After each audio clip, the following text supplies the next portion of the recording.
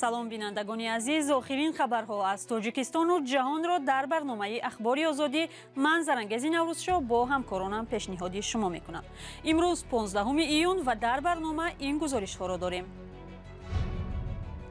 мақомоти Қирғизистон аз боздошти як милисаи тоҷик бо маводи мухаддир хабар дод.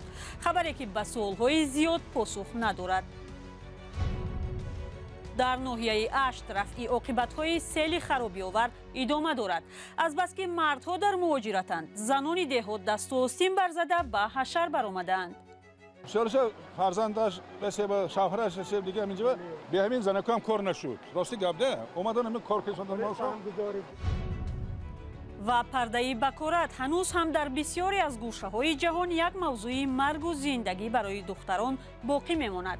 пизишкон мегӯянд ин бовар ба гумроҳӣ мебарад. دیگه پرده‌ای وجود نداره. واقعا راهش باز هست و همه اینها افسانه‌ایه که متأسفانه به ما گفته شده.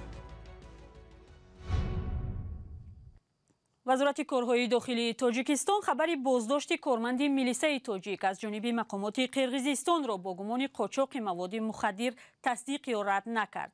вазорати корҳои дохилии Қирғизистон бо нашри як хабар рӯзи 15 июн иддао кард ки як корманди милисаи тоҷикистон бо беш аз 33 килограмм маводи мухаддир дар ҳудуди вилояти Ботканд боздошт шудааст.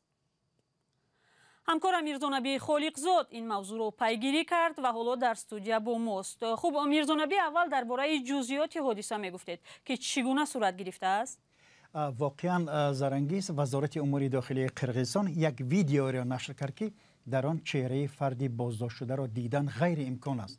танҳо санадҳое нишон дода мешаванд ки гӯё ба шаҳрванди Тоҷикистон буданӣ ишора мекунаду тамом. аз ҷумла шаҳодатномаи корманди милиса ва рақами онро нишон медиҳанду халтаи ордеро ки дар он гӯё маводи мухаддир ҷой карданд. ба гуфтаи мақомоти интизомии Қирғизистон ду шаҳрванди Тоҷикистон боздошт шуданд. мақомоти Қирғизистон яке аз онҳоро бо ном яъне сари ҳарфашон овардааст. ОА соли таваллудаш 1960 созмондиҳандаи гурӯҳ ва дигариро узви гурӯҳ сержанти калони милитсия ИМ муаррифӣ кардааст. дар хабари ҷониби Қирғизистон бисёр саволҳои беҷавоб ҳастанд. аз ҷумла гуфта нашудааст ки ин боздошт дар куҷо ва кай сурат гирифтааст. аз рӯи сару либоси нафароне ки дар ин навори видеои дида мешавад гумон кардам мумкин аст ки ҳодиса на тобистон балки дар мавсими сарде рух додааст. бале, шумо ки бо намояндагони вазорати умури дохилии Тоҷикистон ҳам тамос гирифтед, онҳо дар ин бора чӣ мегӯянд?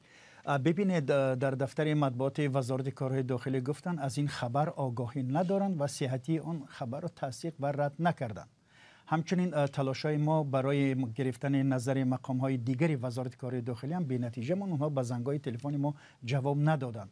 вале боздошти корманди милисияи тоҷик бо гумони қочоқи маводи мухаддир дар қаламрави кишвари ҳамсоя ҳодисаи нав нест. 6 сол қабл як корманди милисияи тоҷик бо номи Муродалӣ Иброҳимов дар Қирғизистон бо маводи мухаддир боздошт шуда буд. вале вазорати корҳои дохилии Тоҷикистон он вақт гуфта буд ки ин корманди милисия як моҳ пеш аз боздошташ бо фармони вазир бинобар пас задани шаъну шарафи кормандони корҳои дохилӣ аз кор ронда шуда буд. вале ба ҳар ҳол нашри хабари мазкур як рӯз баъд аз марги як сарбози тоҷик ва маҷрӯҳ шудани фармоидаи дигари нирӯҳои марзбонӣ дар сарҳади Тоҷикистону Қирғизистон сурат мегирад ва ин хабарро аломати дигаре аз бадтар шудани робитаҳои ду кишвар медонанд ки наметавонанд марзи байни ду тарафро таъин ва аломатгузорӣ kunанд. ташаккур. ҳамкорам Мирзонаби Холиқзод дар бораи хабари боздошти як корманди милисаи Тоҷикистон ба гуфтаи мақомоти Қирғизистон бо иттиҳоми қочоқи маводи мухаддир суҳбат мекард. барномаро пай мегирем. шоҳидони айнӣ мегӯянд ки дар 3 рӯзи гузашта даҳҳо мошини низомӣ аз шаҳри Хоруғ ва қаламрави вилояти Бадахшон берун шуданд. як сокини ноҳияи Рӯшон рӯзи 15 июн ба радиои Озодӣ гуфт тақрибан 30 мошини низомӣ вилоятро тарк кардааст ва дар ҳар яке аз онҳо аз 20 то 30 маъмури амниятӣ савор буданд. мақомот дар ин бора чизе нагуфтанд. ба гуфтаи сокинон теъдоди низомиён дар шаҳри Хоруғ камтар шудааст. баъди як тазоҳуроти олуда бо хушунат дар Бадахшон рӯзи 16 май ҳукумат ба ин вилоят нирӯҳои махсусро фиристод то ба гуфтаи мақомот амалиёти зидди террористӣ анҷом диҳанд. дар натиҷа рӯзи 18 май ҳангоми пароканда кардани гурӯҳе аз сокинони ноҳияи Рӯшон ки роҳи Душанбе Хоруғро баста буданд чанд нафар куштаву захмӣ шуд. حالا برمیگردیم به ولایت سوخت. در ناحیه اشت رفع عاقبت‌های سیل خرابی‌آور ادامه دارد. مقامات ناحیه مبلغ زیانی رسیده از سیل را 3 میلیون سومانی حساب کردند.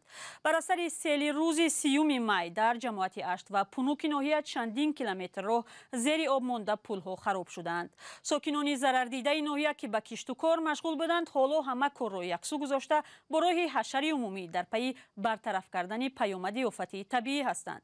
همکارمون فرزان محمدی به این منطقه رفت. تقریباً 2 هفته باز ساکنان دهه اشت به برطرف کنی پیامد سیل عظیم مشغولند. سیلخیزی آخر ماه می تقریباً 10 کیلومتر راههای ماشینگرد، بیش از 20 پلی خرد و بزرگ و قسماً یکچند خانه‌های استقامتی را خراب کرده ضرر بزرگ اقتصادی در پی گذاشت. مقامات حالا زیان رسیده را 2.5 میلیون سومانی حساب کردند. پیران اومدگینده چی رزنده اومد 2 ورششت برا بو خط تو دکاریم بو اسبالا آدم میمره اختقال مایم رحمت اختقال بیام همه مونده پول تو دکارگی باشدم همین اسبالا کرود بیچاره نشود انا بو سیر اومدگیته برا همه جایا 3 سال پیش همینجا ساختگی امارات‌های همشه گرام برافتگی بود. ما این چیزا از نو ساختگی بودیم. من خودتون دیسکتون پول پور بود نشده با همین حالت بود. ضرری کلانی که خلق دید از چند آب ماند. کشتی کار بماند، کارچکاش بماند و حاصل دیگه نمیشد. مسئولان مقامات محلی میگویند حالا حدود 15 نقلیات‌های بزرگ حجم و تکنیک‌های راه تعمیرکنی را در این منطقه فعال کردند. ولی ساکنان و فعالان ده وابسته به حجم خسارات حدس میزنند که بیشتر از 1 ماه باید مردم به حشر عمومی برآیند. زیرا گرمشوی روزهای اخیر آنها را نگران کرده است و از احتمال باز آمدن سیل ساحل‌ها را مستحکم می‌کنند. انا من ضعیف یا باشگونش یا همش اومده منجنده کار کرده تا منوبم رحمت چه که اونسون این کار کردن شورش فرزندش به شوهرش رسید دیگه همینجا به همین زنکام کار نشد. راستی گبده در دهه‌های این جماعت قریب 30,000 اهالی زندگی می‌کنند و کوچاندن آنها به محل بی‌خوف از آفت‌های طبیعی دشوار است. جماعت اشت که از 3 جماعت آسیب پذیر از سیلخیزی در ناحیه اشت به حساب می‌رود.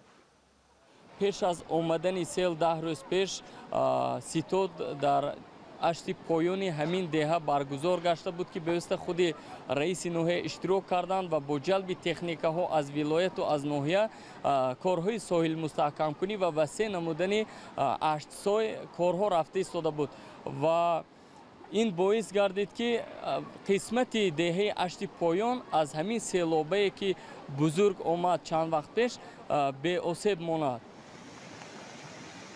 ناحیه اشت ولایت سوخت در 400 کیلومتری پایتخت تاجیکستان جایگیر شده و بیش از 150,000 نفر ساکن دارد. بنابر در بین کوه‌ها جایگیر شدن این ناحیه که از منطقه‌های آسیب پذیر از خوف آمدن آب کلان و یرچ حسابیده می شود. هزاران زن و دختران در ایران برای اثبات باکیرگی خود قبل از ازدواج ناچار از آزمایش می‌گذارند. اگر نتیجه سنجش بکارت به فایده زنان نبود، برخی تلاش می‌کنند با خرج زیاد و کمک طبیبان به قول آبروی خود را برقرار کنند. زیرا در عکس حال عروس می‌تواند نادختر اعلان شود و قضیه با فاجعه و حتی کشتار ناموسی انجام یابد. سازمان جهانی بهداشت سنجش بکارت را عملی غیر انسانی عنوان کرده است. گزارش همکاری ما در این باره است. ناسالم بود. دختر نبود. باکره نبود. عیب و نقص مونده بودم باکره نبود. چیکار کنم؟ ایراد داشت. زنان جوان و دختران زیادی در ایران مجبورند پیش از ازدواج برای اثبات پاکدامنی خود از سنجش بکارت گذرند. پزشکان میگویند سنجش بکارت اساسی طبی ندارد، اما بسیاری از عائله‌ها در ایران این سند را طلب میکنند. ما از این برگه خوشمون نمیاد. ما مجبوریم به خاطر این برگه خودمون رو ثابت کنیم. من الان اینجا اومدم نه به خواست خودم، به اصرار خانواده. پرده‌ای به اسم پرده بکارت وجود نداره. این همش افسانه است. دیگه پرده‌ای وجود نداره. واقعا راهش باز هست و همه اینها افسانه‌ایه که متاسفانه به ما گفته شده. پزشکان میگویند اکثرا خانواده‌های خود دختران برای گرفتن سند بکارت پافشاری میکنند و دختران را مجبور میسازند آزمایش بدهند.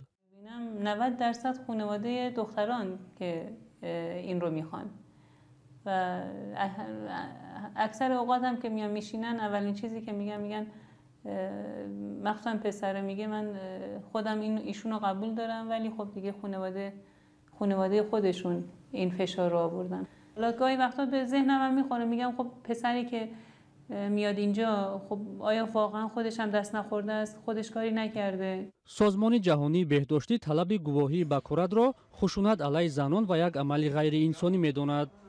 سازمان بهداشت جهانی در آخرین گزارش خودش خواهان ممنوع شدن معاینه بکارت در تمام کشورها شده.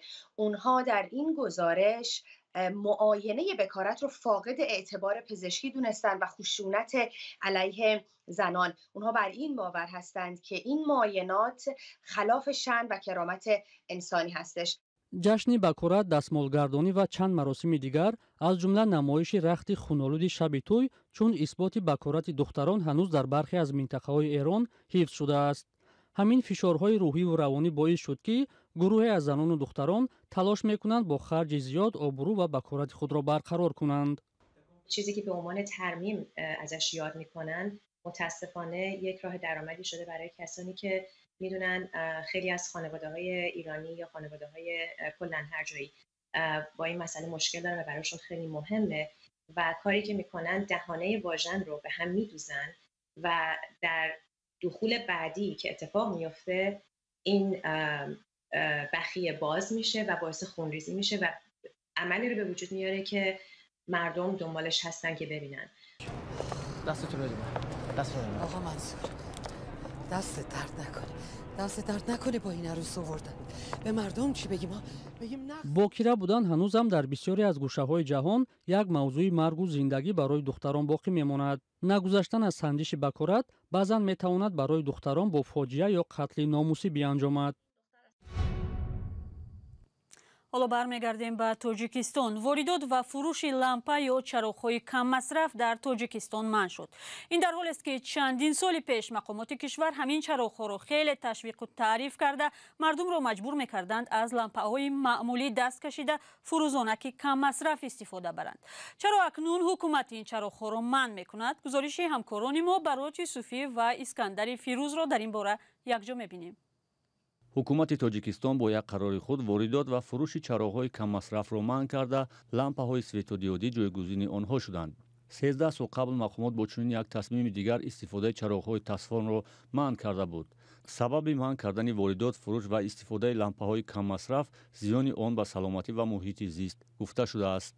فروزانک‌های ایلومیناسنتی دارای رطوبت سیماب میباشد، از حساب بی‌خطری اینا با محیط زیست ضرر دارد و برای نابود کردن اون با مخصوص جایها در کار است. از این رو ما توصیه می‌دهیم که فروزانک‌های سوتودیودی با مردم استفاده برند. مقامات آژانسی تاجیک استاندارد میگویند زمانی که 13 سال قبل با جای لامپاهای تفسون استفاده چراغ‌های کم مصرف حتمی شده بود، آن زمان لامپاهای سوتودیودی هنوز وجود نداشت. اما به هر صورت آن زمان که تاجیکستان با کم کردن خراجات برق نیاز داشت، لامپاهای کم مصرف سیمابدار خراجات برق را 5 مرتبه کم کرده بود. طول 13 سال هر سال 3 میلیارد کیلوواتی اگر ما صرفه کرده باشیم، قریب که 40 میلیارد کیلووات ساعت نیروی برق مصرف کردیم. حالا در دکان‌های چراغ فروشی اصلا لامپاهای کم مصرف سوتودیودی به فروش گذاشته شده است. حاضر لامپچکای من همین کم مصرف دیودی رو بیشتر میپرسند. اون پیشتر لامپچکایی که سیمابی بودن از اون چیزها واپشه نمیپرسند هم نمیبیارن هم. سال 2009 پس از یک قرار حکومت استفاده لامپاهای معمولی تفسون منع کرده شد. معرکه سرتاسری تبلیغ چراغ‌های کم مصرف سیمابدار شروع شده بود که حتی مقامات خانه به خانه گشته نفرانی را که از لامپاهای معمولی تفسون استفاده می‌بردند جریمه می‌کردند. این آخرین مطلب در برنامه امروز بود. با سپاس از شما بینندگان عزیز که تا این لحظه برنامه ما رو تماشا کردید.